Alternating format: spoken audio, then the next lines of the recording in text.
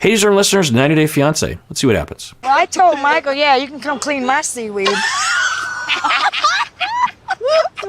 Oh my gosh. What the Is it a bug? Oh, no. Ah! It's Michael's penis. Oh my god. What is this? He's thinking of me. So I didn't show this scene. There were a number of scenes with all the couples. You know, it's fine. But you have to watch the show to know what she's talking about. It's a remote control that Michael has control over in where he's at. So that started buzzing. It really goes here. Oh my gosh.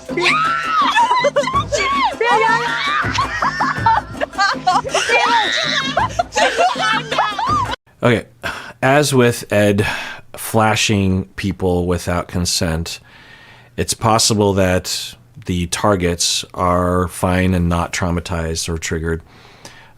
It's more than likely that that's the case, but there's a sizable chance that this could harm people, and you shouldn't be doing these kinds of things. It's not flashing, but it is exposing people to sexuality. It's invasive. It could trigger people, and people could be laughing while they're being traumatized because they don't know what else to do or they're trying to comply. So, don't do these kinds of things, Angela or anybody. You can talk about things, and there's a way to navigate. You don't have to ask permission all the time, right? Like, is it okay if we talk about this? You can usually tell by the landscape and the relationship and what they talk about. So, but they don't know each other well enough that she would be able to do this and know that she wasn't harming anybody. I want to have a fun night tonight, okay? And there's look at it. You can see it. There's awkward tension right there in the middle. So can we hash this out so that we can have a really fun night, please? I will say that altercation has really helped Ed and I realizing how much that I don't have his back. I know to have my man's back.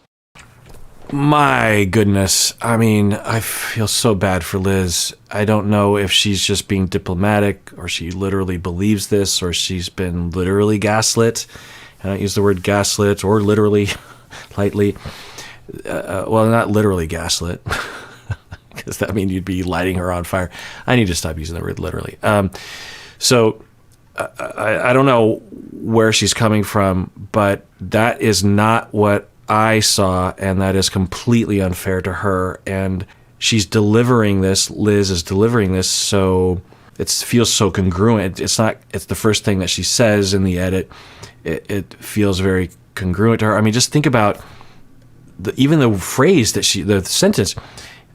She says, "Well, I realized that the altercation," which that's the word I would use for Angela's behavior, realized that I don't have his back. She was completely victimized by Ed and Angela, and her conclusion is that it was all her fault, and she doesn't have his back.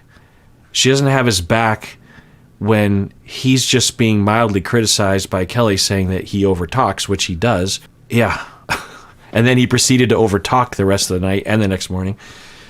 So, and so if Liz actually believes this to be true, and I've talked about this before with Liz, but there's a possibility that given her traumas and her possible abuses that she's been through, it is inconceivable to her that she matters enough that she was mistreated. And maybe even she believes that she has to blame herself in order to be loved and accepted by other people. I don't know, maybe she'll say something beyond this, but there are moments on this show where a narrative will be developed, like with Darcy and Georgie's money in the sock. There was such a narrative around that, and the way they would talk about it. And I'm just like, am I missing something? And so with this, I'm just like, now I know I'm not missing something because I saw it. The money in the sock we didn't see, but this one we saw, and that was not the narrative. You could say that Liz insulted Angela mildly. She said, "I love you, Angie, but you always overtalk, or you are always over talking me," or something. Okay, it's a mild insult. It certainly is not false. It is, even when Angela's being nice, she is over talking. So, yeah. So you could say that was one thing that she did. I guess you could say that she didn't help Ed when Kelly was going after him. And there's a version of that without enabling, right? You could just be like, "Hey, Kelly, if you want to say that he, or I'll finish that role play. Hey, Kelly, you can say that he overtalks, because he does, honey, and you do, and I love you, but you do overtalk sometimes. But you can't threaten him. You can't say, yeah, you can be upset that he called you a B word, but and I agree, people shouldn't be calling each other's names, but you shouldn't be threatening people. There's a version of not enabling, but also being with your partner. But that's asking a lot, and it's certainly fine that she just sat there and was like, "Oh, you guys can work it out." And you were a big part of it. And I'm happy it didn't get worse than what it was. And I know you mean well. I do. I mean well, man. Sorry, bitch. Where's that champagne? What does she mean well? What well did she mean? The most remote thing you could point to was that she was trying to defend her friend Ed, but no. What well did she mean? I know you mean well. I don't. And then, yeah. It's so upsetting. Just think about everything that Liz has been through potentially in her lifetime. And we know she's been through a lot with Ed. The infamous phone call was probably not the only time that happened, right? And the enormity of the abuse that she's probably been through growing up. And she also says that her previous 2 husbands were abusive to her. So if those relationships broke up, imagine how bad they were, right? Because she puts up with a lot with Ed, right? So, and then she's abused right before our eyes on camera, and the narrative is it was her fault because she didn't stand by Ed. And no one else says anything. No one says, and Angela, do you want to? Because however much Liz just apologized, Angela should be apologizing 10,000 times over, and Ed too. So it's well, why am I bothered? I'm sad for Liz. She deserves so much more. I guess that's why I'm upset. I'm doing the list. My level of insecurity telling me go to the list. I just don't understand. Let's talk about that. I need to understand it. I really do. For me, it's cultural. My parents, for example, always compare me to somebody different. You need to be You need to be perfect. Growing up, my mom, for example, taught me that my nose wasn't so good. Wow, we've never heard that before, right? Yeah. Wow. Huh. Yikes. That's awful. Can you imagine being a child and yeah, that's awful. Or they tell me that I'm chunky or something like that. It just hurt you.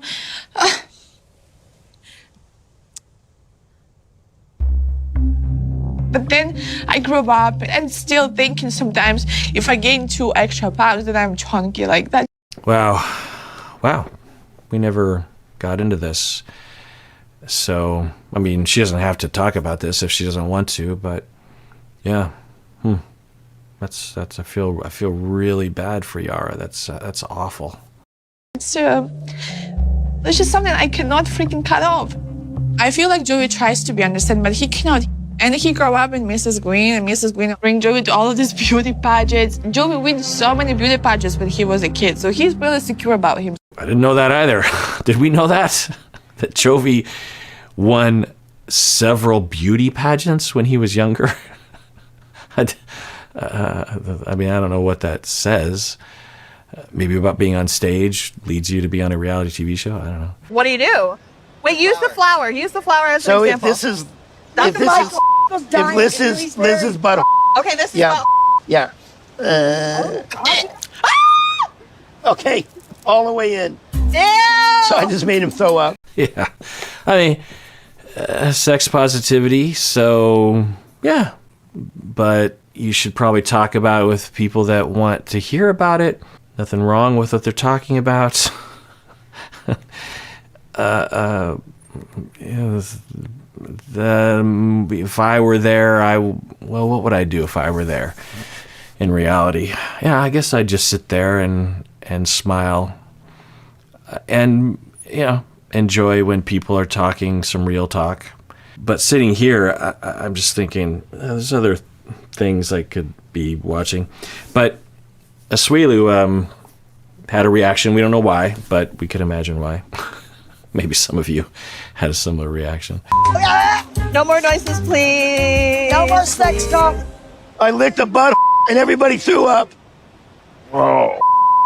Nice. Oh my God. Oh my God. Hey, Kelly, I'm sorry. I love you. I'm sorry for calling you names. Oh, you got your apology before even asking for it. Okay. Yeah, that's good. So, does he mean it?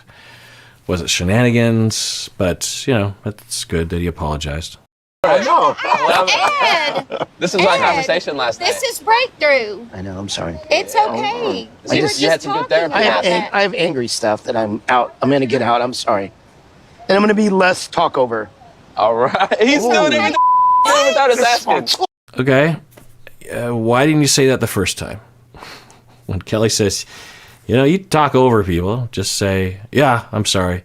But this, I don't know. I'm just so suspicious of his true motives. Not that he makes this plan, but that he might in this moment feel safe enough with his supply that he can say these things. He might even feel like this gets him more supply. And then when push comes to shove, then all this goes out the window. I think that's likely, honestly. Other couples, it's just not right now. The question is, do we still love each other? That's the question. I don't think it's so much of do we. I think it's that we have love for each other, but we're not in love with each other. Well, I don't know exactly what that means, but often what that means is that she cares about him but doesn't want to be with him, is not romantically attracted to him, and might not have been for a long period of time. Doesn't mean that can't be rekindled, but it's not a good sign. And it does point in the direction of an hypothesis I had about her, that something happened and she fell out of love, whether it would be an understandable pathway or maybe even just her own oddities led to that falling out of love. But either way, she fell out of love. And instead of admitting that to herself or talking about that, she was grabbing at things to criticize him for that either she believed or she thought would just distract. And people will do this. It's not uncommon for someone to fall out of love with their partner and, say a college relationship, and then they break up with their partner and they say that, things that she's saying, you're boring or something, when, it wasn't really that. It was just, the relationship ran its course. The egg timer went off, and the whatever capacity for feelings that they had for the other person have just run its course. So maybe that's happening. It's not to say it can't be rekindled, but it's not a good sign. I don't even know what's happening. He couldn't handle it. Is not a good example of somebody wanting to be with their person. You started it. You said you weren't in love with him anymore, and then you laid down away from him, and he was trying to talk to you about maybe they should go, and you ignored him, and then he had a lot of hurt because he's being essentially broken up with. I mean, just imagine your partner. I mean, are they married? So he's taking a breather and walking away.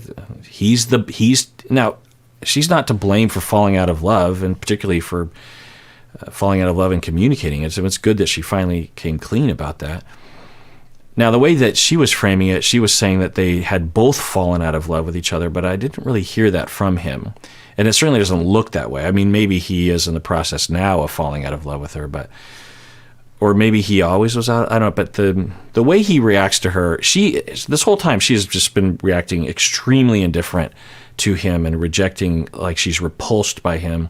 And maybe he deserves it because I haven't seen the previous seasons. But anyway, yeah, her narrative of this is, I don't know. I guess it says that she has bigger issues than I originally thought. You know, there's a lot of things revolving around that, almost kind of like a Darcy mindset. Not exactly, but this kind of behavior, and then he walks out. You know, it's like when Darcy would treat Georgie in a certain way, and then Georgie would have somewhat of a reaction. She would highlight that as just like, see, that's why, and it's kind of reminiscent of that. But if you have watched her before, you would know a lot more than I do. Maybe he's a huge jerk face.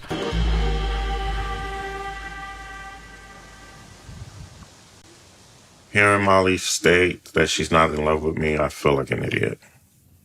For a person that you love to tell you they in love with you, nobody wants to hear that.